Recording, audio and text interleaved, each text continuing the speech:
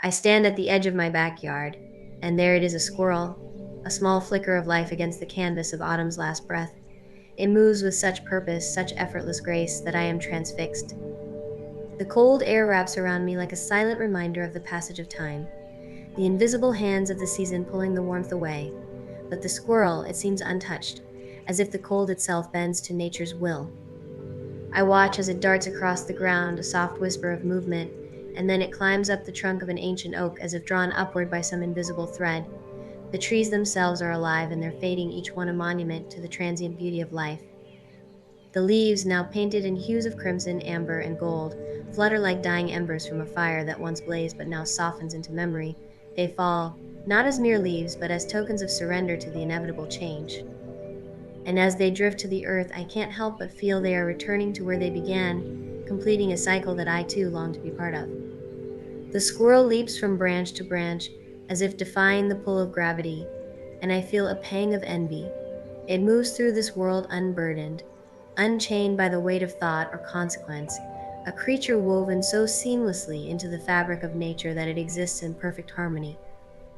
I watch it disappear into the canopy, and in that moment I feel the heavy ache of my own humanity. I am bound to the earth, my feet firmly planted, and yet my mind drifts into the sky, yearning to follow. To climb, to leap, to be free of the chains that thought and worry wrap around me.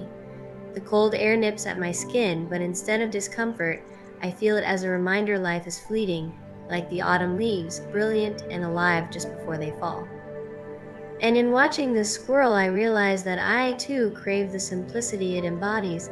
I desire to be free of the endless maze of thought, to shed the weight of human worry and become something lighter, something purer, to let go, like the leaves that surrender to the wind, and to become one with the rhythm of nature. The squirrel does not question its place among the trees. It climbs with the faith that each branch will hold, that the wind will guide it. I imagine myself as it no longer standing on the edge, observing but becoming. My body would shrink, my senses would sharpen, and suddenly the world would transform. No longer would I be confined by the boundaries of human existence. I would be part of something larger, something ancient and eternal. The colors of the trees would not be something I admire. They would pulse around me, enveloping me like warm breath in the cold air. I would be free, alive, and timeless in the same way nature is. My friend and I exchange a glance, no words needed.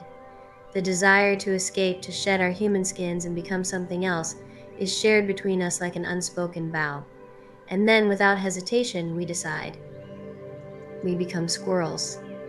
The weight of the world disappears as we jump out of the window, not as humans bound by fear, but as creatures of the wild, free to explore this endless, enchanted world around us. We leap from the sill, and the air rushes past, cool and crisp against our fur. The ground, once so solid beneath our feet, now feels like a soft whisper. We run, not out of necessity, but out of pure joy. Our tiny bodies move effortlessly across the yard, the trees no longer towering giants but familiar companions, and the sky above burns with the last light of the day. The sunset bleeds across the horizon, a brilliant tapestry of oranges and pinks that melt into deep purples.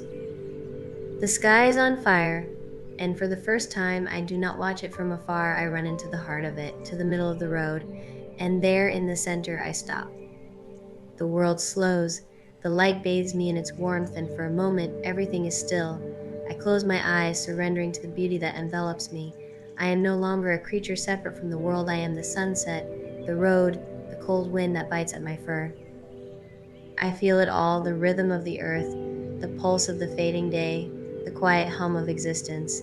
When I open my eyes, the world has shifted again, beckoning me to explore more. I feel an invisible thread pulling me toward the flowers. As I move closer, I am entranced by their beauty, a garden that holds both life and death in delicate balance. Some of the flowers, once vibrant and full of life, now bow to the cold, their petals curled in on themselves like fading memories. But others, still bright and defiant, stand tall, their colors glowing against the encroaching darkness. They are survivors, shining in the face of the inevitable winter, and I find myself caught in a spell. Each flower is a reminder that beauty is not just found in perfection, but in persistence. in the way they hold on even as the world around them falls away. The scent of the earth is rich and full, mingling with the sweet perfume of those last few flowers that refuse to let go. I breathe it in, feeling the life still pulsing within them. In this moment, I understand that even in the cold, even in death, there is beauty. I am part of this cycle now, woven into the fabric of nature's dance.